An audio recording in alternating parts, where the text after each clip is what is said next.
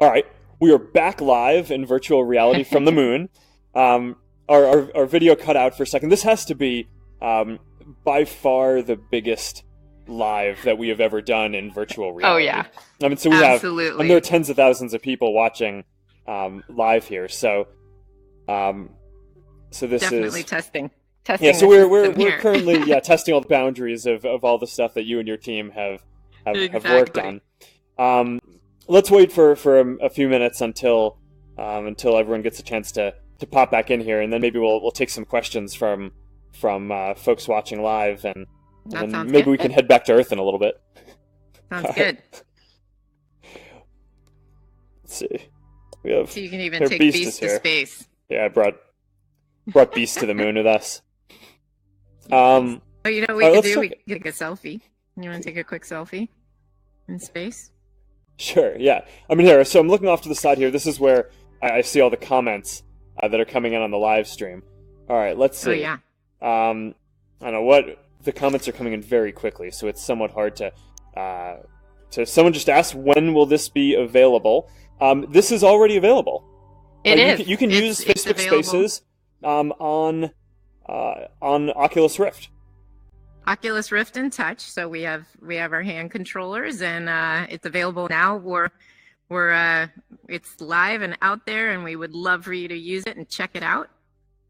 We're still beta, so things are happening, but it's absolutely available and free to anybody with a Rift and Touch.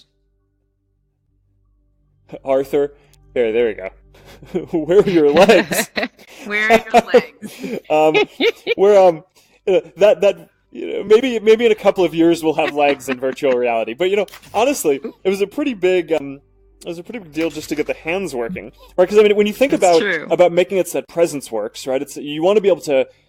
The technical challenges in virtual reality are pretty immense, right? So basically, think about what's happening. I have this headset on. I'm turning my head around, and as that's happening, faster than my eyes can kind of refresh, the computer has to be able to render what the scene is at exactly the angle and the perspective from how I'm looking at it. So that has to work. And then, what my motion has to get taken over the internet to Rachel's computer. So that way, as she's, before kind of her eyes and her brain can refresh, all that the update in the motion has to be able to render.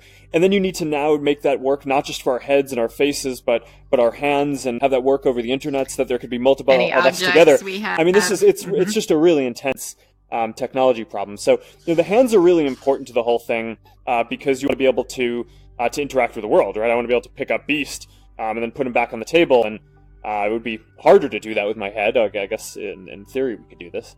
But all right, let's take a look at what some of these other comments are.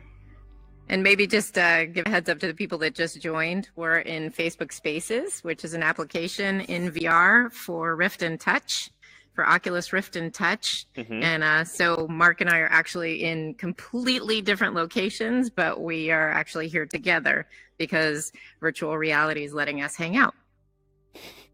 All right. The comments are coming back pretty quickly here. A lot of people are just like, this is amazing. This is pretty cool. It is pretty cool. All right, what else do you think are... Here. I like this one. If you can do this in your underwear, can your avatar be fully clothed so no one knows you're talking to them in your underwear?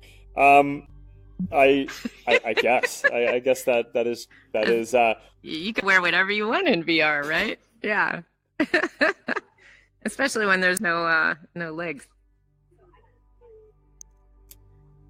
All right. The comments are coming in pretty quickly, so it's a little hard to manage that. If you see anyone any comment, it's also, I'm kind of looking off to the side here.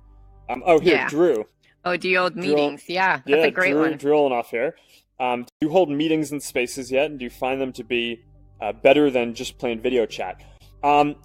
We do. I mean, the Facebook Spaces team. I mean, you can speak to this. I mean, you guys have a weekly meeting in VR. We do, right? And we absolutely do, because you're in all different offices, right? So it's much easier than getting on a plane, right, or driving to each other, and it's better than video chat. And I'll tell you the difference is that we can actually pull up images. We can show each other like potential designs for our project. We can draw things with a marker, in different designs, as well as talk to each other and feel like we're actually there, which gives a really nice level of presence when you're wanting to be next to your teammates and they're not there. So yeah, it gives us a lot of tools to be able to design and draw and communicate that video conferencing can't. So we love it. We like connecting up and having our meetings in spaces. Yeah. Yeah, one of the things that we've heard a lot of is that being in spaces and in VR overall gets a lot better when there's multiple people together. So if it's two people and you're just talking and you're not interacting with anything, then video chat isn't bad for that. But when you have multiple people and you want to be able to see who's looking at who and who's talking to who, we've all been on video chats with 4 or 5 people, and it's just kind of really hard to know who's talking and have a nice flow to the conversation because eye contact and presence and body language and gestures are really important to how those conversations work. So that part is really key. The other thing that works really well in VR, much better than in video chat, is when you're actually doing work together. So I've seen in some of the stuff that you've done, it's you pull out a whiteboard and you're hosting a meeting and you're editing stuff together, and that's not the kind of thing that you do over video conference either. So video is very good for giving a feeling of lightweight presence across distances easily. But when you really want to get into really feeling like you're there with someone else, VR is just much stronger. Yeah, definitely. I'd agree with that. We can get a lot done. All right, what else? Okay. Is there anything else that we wanted to show here? What do you think? Just if you wanted to show Beast Supergiant. Yeah, go for it. That's cool video. All right. All right, back to Earth. You ready? Yeah, let's do it. This is one of my favorites. I don't think they can see it yet.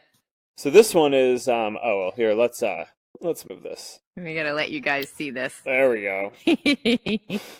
That's Beast. Oops. This is so for us. This is a 360 video that we took. This is in my living room in my home, but you can tell it's from the perspective of we're tiny and Beast is huge. So the idea is that this is the world as Beast sees it, right? You can see kind of the couch, and he's a pretty small dog. He's a 30-pound dog, although more than 30 pounds of cute. And we're kind of tiny. So here, let's you gotta put in perspective here. You got me and Beast here at the same time. What's up, buddy? Exactly. All right. Super fun. Okay, I think that's enough for this live. What do you think? Yep. We will see you all on Wednesday for OC4, Oculus Connect 4. Definitely. We got a lot of awesome announcements. I'm talking about a lot of the different virtual reality work that we've done, and a lot of work that the community has done. There's an awesome, really passionate, dedicated community around virtual reality who's really making it happen, who's pushing a lot of the progress here. And I just think that this is one of the most exciting spaces for the future of social interaction, because we can really, you can go to a different place, you can really feel like you're there, you can be with people and feel like you're right there with them, and it's just really exciting. And we're excited to be working with the community on this. So thank you all for tuning in, and I will see you Wednesday at OC4. All right, see ya. See you soon.